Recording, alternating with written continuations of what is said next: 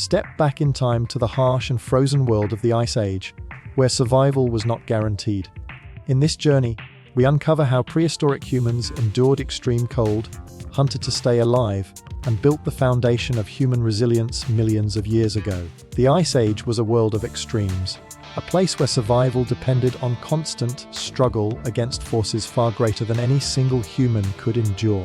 The Earth was locked under massive sheets of ice that stretched for thousands of miles, swallowing landscapes, shaping valleys, and leaving only narrow margins of habitable land for early humans. Temperatures plunged far below freezing, winds howled across the open plains with a sharpness that cut through even the thickest furs, and the very act of staying alive demanded relentless adaptation. Prehistoric humans lived each day in the shadow of extinction, knowing that one failed hunt, one sudden storm, or one shift in the fragile balance of their environment could mean death not only for the individual, but for the entire group. It was not a time of comfort, not a time of certainty, but a time where daily life was centered on the basic and unforgiving reality of survival. The cold defined everything. It crept into the bones, slowed movements, and turned every task into a test of endurance. Fire was not just warmth, it was life itself, and without it the endless winter nights would devour even the strongest. Yet fire was not always easy to keep. Damp wood refused to burn, sudden storms could extinguish flames, and carrying embers across long journeys was an art that required both skill and vigilance. Prehistoric humans often huddled together in caves or primitive shelters made from mammoth bones, branches, and hides, where every crack in the wall could be the difference between retaining precious heat and freezing to death in their sleep. Even with fire, the bitter air seeped in, and frost formed on the walls, on their clothes, and on their own eyelashes as they lay shivering in the dark. Food was another constant battle. The earth was not generous during this frozen age, and resources were scarce. Plants grew only in short bursts during fleeting summers, and much of the landscape was barren tundra. Humans turned to hunting, but this was no easy task. The great beasts of the Ice Age, woolly mammoths, bison, reindeer, and woolly rhinoceroses, were massive, powerful, and dangerous to pursue. A single mistake during a hunt could cost lives, but without meat, fat, and hides, the group would wither. Hunters tracked animals for days across frozen plains, reading the faintest signs in the snow, learning to predict migration routes, and waiting for the rare opportunities when the herd would come close enough for attack. Stone-tipped spears were their main weapons, and coordinated effort was the key. Success meant survival, failure meant hunger gnawing at the body until strength faded. Every hunt carried the weight of an entire community's survival on its shoulders. Water was just as essential, but in a frozen world it was locked away in ice and snow. Melting ice over fires was time-consuming, and the smoke-filled caves were suffocating. But it had to be done. Contaminated water meant sickness, and sickness, in such a harsh climate, could sweep through a small band with deadly efficiency. Prehistoric humans were forced to balance every choice: how much wood to burn, how much energy to spend gathering snow, how far to travel in search of flowing rivers. Even when water was secured, the problem of carrying it across long journeys remained, and leather pouches or carved containers became precious possessions. As vital as any spear or blade, clothing was not decoration but armor against the cold. Skins and furs were worked into coats, boots, and gloves, stitched together with sinew and bone needles. Without them, no human could last long outside the shelter. Each garment represented countless hours of labor: skinning, scraping, softening, and sewing, all done with numb fingers and aching muscles. The smell of smoke, grease, and animal fat clung to every piece, because fat was rubbed into hides to make them supple and waterproof. Children were swaddled in layers of fur, strapped close to their mothers, and guarded constantly against exposure. To be improperly dressed in the Ice Age was not an inconvenience. It was a death sentence. The harshness of the climate also shaped how humans moved. Nomadism was not a choice but a necessity. Herds migrated, seasons shifted, and food supplies vanished without warning, forcing groups to abandon shelters they had painstakingly built and set out once more into the unknown. These journeys were grueling, often covering vast distances on foot through snow, mud, and ice. Carrying possessions meant deciding what was worth saving and what had to be left behind. a brutal calculation that tested emotional resilience as much as physical endurance. Children had to be carried, the elderly slowed the group, and predators stalked the fringes of their paths. Wolves, cave lions, and even other human groups posed constant threats, waiting for a moment of weakness. Yet the movement was unavoidable, for to stay in one place too long was to starve.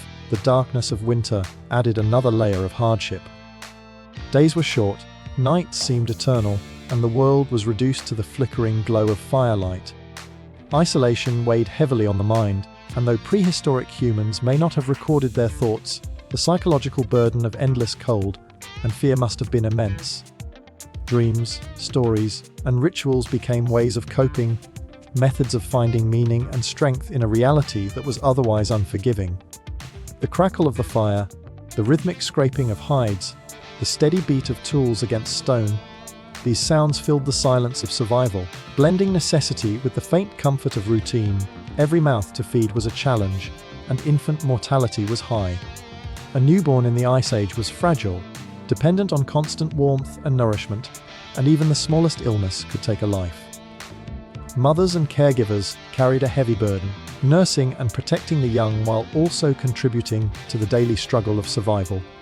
Elders, though weakened, were invaluable for their knowledge: when to travel, where to find game, how to prepare hides, how to read the shifting weather.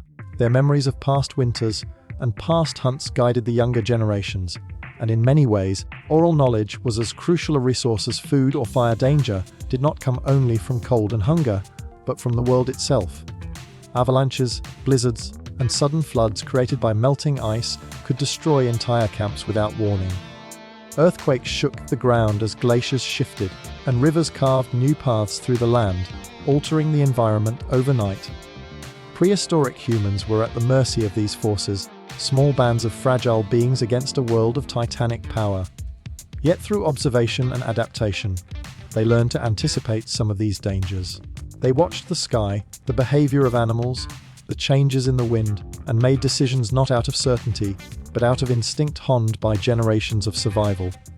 The Ice Age also meant competition. Other groups of humans roamed the land, each fighting the same battle for survival. Encounters could mean trade, exchange, and temporary alliance, but they could also mean conflict over scarce resources. A hunting ground could not support everyone, and disputes sometimes ended violently. In such a world, strength in numbers mattered, but numbers also meant more mouths to feed, more firewood to gather, more hides to prepare. Balance was fragile, and leadership often fell to those who could make the decisions that allowed the group to endure one more winter, insects in summer, disease from poor hygiene, injuries from hunting, all added layers of difficulty. There were no medicines beyond herbs, no doctors beyond experience, and a wound from a mammoth's tusk or a lion's claw could turn fatal within days. Even minor infections spread rapidly, and in the cold environment, healing was slow. Yet despite these risks, humans pressed forward, guided by an unrelenting will to survive. Every task, from sharpening a stone blade to weaving a net from plant fibers, was performed with the knowledge that the smallest detail might mean the difference between life and death. Children grew up fast in this world. They learned by watching, by imitating, by taking part in tasks as soon as they could walk. A child who could not adapt quickly was a burden, and survival demanded early participation. They gathered firewood, fetched water, helped prepare hides, and eventually joined hunts. Play, when it existed, was not separate from work but often mirrored it. Throwing small stones, pretending to stalk animals, learning coordination that would one day be needed in real hunts. Childhood in the Ice Age was short, and every member of the group carried responsibility. From an early age, the environment also forced humans to change physically and culturally. Bodies grew more robust, with thick muscles developed through constant labor. Diets high in fat and protein supported survival in freezing temperatures, and knowledge of the landscape grew with each generation. Caves with paintings of animals were not only art, but a reflection of the deep connection humans had with the creatures they depended upon. The reindeer was not just prey, it was warmth, tools, clothing, and survival embodied. The mammoth was not just meat, it was shelter and fire in its bones and fat. Nothing was wasted, because waste was a luxury no one could afford. Through endless winters and fleeting summers, through hunger and danger, through relentless movement and adaptation, prehistoric humans endured. Their daily lives were shaped by the merciless climate, their every breath a struggle against cold air. Their every action an answer to the question of survival. Hunting was the heartbeat of survival during the Ice Age. The one pursuit that determined whether a group of humans would endure another season or vanish into the frozen silence of history. It was more than the act of killing animals. It was an entire system of observation, skill, coordination, and risk. Every hunt carried enormous stakes. For success meant meat to eat, fat to burn, bones to shape into tools, hides for clothing and shelter, and sinews for bindings. Failure meant hunger, weakness, and often death. Prehistoric humans devoted their lives to mastering the rhythms of the animals they depended upon. They studied migration routes, watched the behavior of herds, tracked the subtle signs left in the snow or mud, and learned to anticipate when and where to strike. Each hunt was an unfolding drama between human ingenuity and the immense power of Ice Age beasts. The animals they pursued were not small, easy prey. The Ice Age was populated by creatures of incredible size and strength: woolly mammoths with towering tusks and shaggy coats, giant bison with thick horns, woolly rhinoceroses with armored hides, and reindeer that migrated in massive herds across the tundra. To bring down one of these animals required more than a single hunter. It demanded the cooperation of an entire group. Hunters armed themselves with stone-tipped spears, carefully crafted from flint, chert, or obsidian, chipped into sharp points by hours of labor. Wooden shafts were carved, hardened in fire, and bound with sinew to the stone blades. The preparation of weapons was as vital as the hunt itself, for a poorly made spear could shatter on impact, wasting a precious opportunity. Spears were not simply tools, they were extensions of survival, and each hunter carried them with both pride and dependence. Hunting strategies were complex. Some relied on ambush, where hunters waited in silence for herds to pass close by, emerging suddenly to drive their spears into the flanks of animals. Others used persistence hunting, chasing prey until exhaustion overcame it, though in the cold landscapes of the Ice Age, this method was less common than in warmer climates. More often, groups used the environment itself as a weapon. They drove animals into narrow valleys, towards swamps where heavy creatures might become stuck, or even over cliffs where the fall would finish the kill. These strategies required coordination, communication, and courage, for even a cornered animal could turn on its pursuers with devastating force. One misstep, one stumble, and a hunter could be trampled beneath hooves or impaled on a tusk. The risks were constant, and the scars on ancient bones tell of injuries sustained in the pursuit of survival. But every part of the animal was worth the danger. The meat provided essential calories, especially the fat, which was the most prized resource in a cold environment. Bones were cracked open for marrow, a rich source of energy, and hides were stripped, cleaned, and tanned to create clothing and shelter. Sinews became string and binding. Tusks and antlers were shaped into tools, and even the stomachs of animals could be cleaned and used as containers. Nothing was wasted, for waste was impossible in a world where scarcity was the rule. A single mammoth could sustain a group for weeks, but such hunts were rare and celebrated, while smaller animals such as hares, fish, or birds filled in the gaps when larger prey was not available. Gathering plants, nuts, and berries supplemented the diet, but hunting remained the core of survival, the dangerous dance that defined daily life. The act of hunting shaped not only diet, but also the development of tools. The first stone flakes were simple, sharp edges used to cut flesh from bone, but over time humans learned to refine their tools with precision. Flint knapping became an art, a skill passed down through generations, where every strike of the hammerstone had to be exact. Too much force shattered the core, too little left it blunt. But the perfect strike created a razor-sharp edge capable of slicing through hide and muscle. Tools were not static, they evolved with need. Spears became lighter or heavier depending on the prey. Knives became curved for cutting. Scrapers were used to clean hides, awls pierced leather, and needles fashioned from bone allowed the creation of tailored clothing. Each improvement increased the chance of survival, and each tool represented countless hours of practice, patience, and experimentation. Fire was the second great ally of humanity. as essential as the spear. It provided warmth in a world of ice, light in the darkness of winter, protection from predators, and the ability to cook food. Yet fire was not easily obtained. Lightning strikes and volcanic activity provided natural flames, but keeping fire alive was the true challenge. Embers were carried from place to place in bundles of dried moss, bark, or fungus, smoldering carefully to ensure they did not go out. Fire starting techniques gradually improved, with flint struck against pyrite to create sparks, which were caught on tinder until they grew into flame.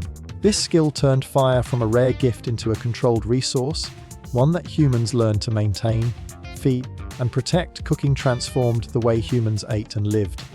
Raw meat carried risks of parasites, but cooking not only reduced these dangers, it also unlocked more energy from the food, making it easier to digest and more nourishing.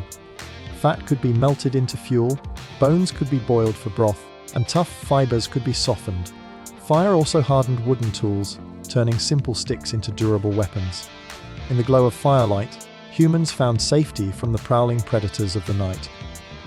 Wolves and lions hesitated to cross the barrier of flame, and the campfire became a circle of life carved out of the surrounding darkness. Around the fire, tasks were shared, tools repaired, hides worked, and stories told. Fire was more than a tool, it was a gathering point, a symbol of survival, and in many ways, the very heart of human community. The mastery of tools and fire was not merely a matter of physical survival, but also of cultural growth. Tools represented knowledge, and fire represented control over nature itself. The ability to shape stone into a blade or to strike sparks into flame gave humans power far beyond their physical strength. This power enabled them to face animals many times their size, to endure climates that would otherwise have been unlivable, and to carve out a niche in an unforgiving world. The progression of technology was slow, measured in generations, but it was steady. With each new innovation, survival became a little less uncertain, though never easy. A sharper blade, a better spear point, a more reliable fire starting method. All these small improvements compounded into a greater resilience against the harsh environment. The preparation of tools itself was a constant occupation. Hunters spent evenings sharpening blades, repairing spear shafts, or shaping new arrowheads. Women and men alike participated in the crafting of implements, for every member of the group had to contribute to the collective effort. Children were taught early how to chip stone, how to handle fire, how to respect the tools that kept them alive. Mistakes were costly. A poorly made blade could break at a crucial moment. A fire left unattended could die in the cold night, and losing either meant facing the elements unprotected. The rhythm of daily life was built around maintaining the means of survival, where tools and fire were not luxuries, but lifelines. Weapons also shaped human cooperation. A lone hunter with a spear had little chance against a mammoth, but a coordinated group armed with multiple spears could overwhelm even the largest beasts. This cooperation required communication, strategy, and trust, qualities that reinforced social bonds. Hunting became a communal act, one where the skills of individuals blended into the strength of the group. Fire extended this cooperation into the night, where shared warmth and shared meals built solidarity. Tools and fire were not just survival mechanisms, they were the foundation of human society, teaching early humans the value of working together, of pooling knowledge, of ensuring that no one faced the wilderness alone. The constant need for improvement drove innovation. Hunters who observed the flight of spears experimented with throwing aids, precursors to the atlatl, which allowed greater force and distance. Sharp-edged flakes inspired the creation of more precise cutting tools, leading to knives capable of detailed work. The control of fire inspired experimentation with cooking, with new ways of preparing foods, and with the use of heat to harden materials. Each discovery built upon the last, and though progress was slow, it was relentless. The humans of the Ice Age did not simply endure their environment, they adapted and transformed their relationship with it through the power of hunting, tools, and fire. Even the dangers of these activities became lessons. Hunters who were injured by an enraged beast taught their groups the importance of positioning, timing, and patience. Fires that spread too quickly taught the dangers of recklessness. Broken tools reminded everyone of the need for skill and attention to detail.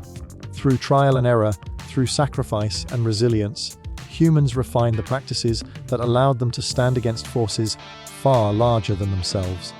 These lessons were not written, but they were carved into memory, passed orally from one generation to the next, forming a chain of knowledge that stretched across centuries. The Ice Age was relentless, but humans matched its relentlessness with persistence of their own. Hunting was not merely a way to fill the stomach, it was a way to transform the environment into sustenance. Tools were not merely objects, they were extensions of the human hand, multiplying strength and precision. Fire was not merely flame, it was the transformation of the natural world into a shield, a provider, a constant companion. Together, hunting tools and fire formed the triad of survival, the elements without which no human could have endured the frozen trials of their time. Community was the backbone of human survival during the Ice Age, a network of shared responsibilities, unspoken trust, and collective resilience. No individual could have faced the crushing cold, the scarcity of food, or the constant threats from predators and endured alone. Survival was possible only through cooperation, where each member of a group contributed to the well-being of all. The bonds of kinship, whether by blood or necessity, shaped the rhythm of daily life, and every task was divided according to strength, skill, and circumstance. Some hunted, some prepared hides, some tended fires, and some watched over children. But all roles were vital. In such a harsh environment, there was no room for selfishness, because one weak link could drag the entire group into disaster. Shelter was at the heart of this communal effort, for without it even the most resourceful hunter could not withstand the relentless cold. Prehistoric humans made use of caves whenever possible, drawn to the natural protection offered by stone walls and narrow entrances that could be blocked against the wind. Inside, smoke from fires stained the ceilings black, and the air grew thick with the smell of burning wood, cooking meat, and animal fat. Where caves were absent, humans built shelters from what the environment provided. Mammoth bones were arranged into frames, tusks arched into supports, and hides stretched tightly over them to create domes that resisted wind and snow. Branches, stones, and packed earth added stability, and entrances were covered with heavy hides that could be lifted aside when needed. These shelters were more than structures, they were symbols of collective endurance, the result of many hands working together to carve a place of safety in a world that offered none. Adaptation was constant. Seasons shifted, herds migrated, weather changed without warning, and the ability to adjust to these fluctuations was what kept humans alive. Communities learned to store food in pits dug into frozen ground, where the cold preserved meat for weeks or even months. They cached supplies along migration routes, creating hidden reserves that could be returned to later. They learned to use ice and snow as insulation, packing it around shelters to keep heat inside, or carving temporary snow huts when other materials were unavailable. Every adaptation was born of necessity, every innovation the difference between life and death. Humans did not conquer the Ice Age, they survived by bending to its demands, observing its patterns, and altering their behavior accordingly. The structure of communities reflected this adaptation. Small groups of 20 to 40 individuals were common, large enough to share the burdens of hunting and gathering, yet small enough to remain mobile and to avoid exhausting local resources. Leadership was not fixed in the modern sense, but arose from need. The most experienced hunter guided the chase, the most skilled toolmaker taught the young, the elder who remembered past winters advised on when to move. Decisions were collective, rooted in the shared understanding that survival required unity. Conflicts undoubtedly arose, for scarcity breeds tension, but the greater danger of isolation held communities together. To be cast out was not simply exile, it was a death sentence, and so cooperation prevailed over division. Daily life revolved around tasks that reinforced the bonds of community. Men, women, and children all contributed, though roles shifted depending on age and ability. Women often prepared hides, stitched clothing, gathered plants, and cared for children, though they also participated in hunting when the situation required it. Men hunted larger animals, repaired weapons, and undertook long scouting journeys, though they too engaged in food preparation and teaching. Children learned through imitation, practicing with small tools, helping to gather fuel or carrying water. Elders, though less able to hunt, played a central role as keepers of knowledge, passing down stories, skills, and warnings from one generation to the next. Every person, from infant to elder, was part of the web of survival, their lives intertwined in ways that left no room for waste or neglect. Shelter was not simply protection from the elements, it was the center of social life. Within its walls, humans gathered around fires to share food, to rest, to heal wounds, and to tell stories. These gatherings created a sense of identity, a reinforcement of belonging that strengthened the resolve of individuals to endure. The flickering light of fire cast shadows on walls, and in some places, humans painted those walls with images of animals, hunts, and abstract shapes. These paintings may have been expressions of memory, of ritual, or of teaching, but they were also evidence of the human need to create meaning, even in the harshest of conditions. The act of painting itself was communal, a shared reflection of the animals that sustained life and the experiences that defined it. Adaptation extended to the psychological realm as well. The endless cold and danger could easily overwhelm the human spirit, but rituals, symbols, and shared stories provided strength. Burial practices reveal care for the dead, suggesting belief in something beyond survival, a sense of continuity that eased the pain of loss. Talismans carved from bone, beads made of shells, and ornaments from animal teeth show that humans sought more than mere existence. They sought identity, connection, and perhaps protection through objects imbued with meaning. These practices were not luxuries, they were tools of resilience, psychological adaptations that gave purpose to the daily struggle and reinforced the bonds of community. Travel demanded adaptation too, for communities could not remain in one place indefinitely. When resources dwindled, when herds moved, or when weather made survival impossible, groups dismantled their shelters, packed their belongings, and set out once more across the frozen land. Journeys were grueling, often through snowdrifts and across rivers glazed with ice. Possessions had to be carried, and choices had to be made about what to keep and what to abandon. Fire remained a constant companion, carried in smoldering bundles, and shelters were rebuilt each night. These migrations were acts of collective endurance, each member of the group pushing themselves for the survival of all. The young were carried, the old supported, and together they pressed on through the unrelenting landscape. Community was also defense against predators. Wolves, cave lions, and even rival human groups posed threats that no individual could resist alone. By banding together, humans could create barriers of fire, raise alarms, and present a united front. Spears thrust in unison were far more intimidating than one hunter alone, and predators learned to fear the coordinated actions of human groups. Rival human bands competed for territory and resources, but even conflict was shaped by the need for survival. Alliances could form when mutual benefit outweighed rivalry, trade of tools, hides, or food strengthened bonds, and intermarriage between groups ensured genetic diversity and broader networks of support. Community extended beyond the immediate group, creating webs of connection that stretched across regions and generations. Adaptation also meant learning to use the landscape itself as an ally.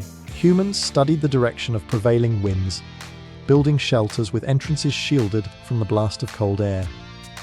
They positioned camps near water sources, but not too close to avoid flooding during thaws. They sought high ground for safety, but also valleys that offered protection from storms. Every choice of where to settle was a calculation, based on generations of observation and collective memory. Mistakes were deadly, and so the wisdom of elders guided these decisions, ensuring that hard lessons learned in the past were not forgotten. Adaptation was not random, it was deliberate, a constant negotiation between human needs and the forces of nature. Shelters themselves became increasingly sophisticated. Early hide, covered frames gave way to more complex structures reinforced with multiple layers of hides, moss for insulation, and carefully placed stones to anchor them against wind. Some communities dug into the earth to create semi-subterranean dwellings, using the ground's natural insulation to retain warmth. Entrances were designed as tunnels, trapping heat inside, and interior spaces were divided for sleeping, cooking, and storage. Fire pits were carefully placed to provide maximum warmth while minimizing smoke. These shelters were not permanent homes, but they represented remarkable ingenuity, a blending of observation, experimentation, and communal labor that allowed humans to carve out livable spaces in one of the most hostile climates imaginable. The adaptability of humans was most evident in their ability to turn obstacles into opportunities. Bones of massive animals became building materials, hides became waterproof coverings, sinews became cords stronger than plant fibers, and fat became fuel for lamps that lit the darkness. When one resource ran out, communities sought alternatives, experimenting with whatever the land provided. They shaped tools from antler, carved ornaments from ivory, and crafted containers from hollowed bones.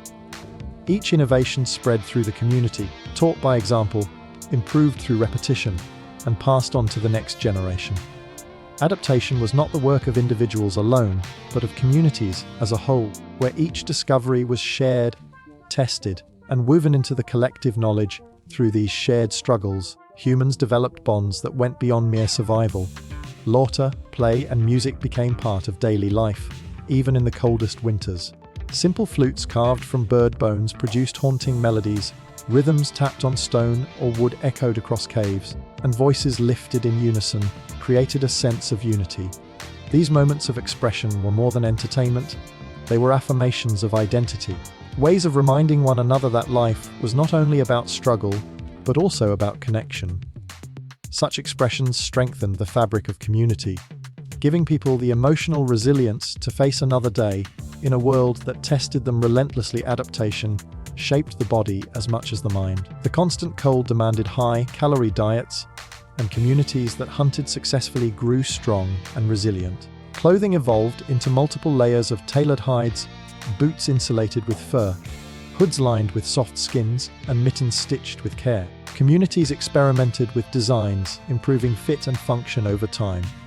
Jewelry and ornamentation became markers of belonging, ways of distinguishing one group from another, and perhaps ways of signaling alliances or rivalries. Physical adaptation was paired with cultural adaptation, and together they created humans capable of thriving in environments where few other creatures could endure. The foundation of all this was community.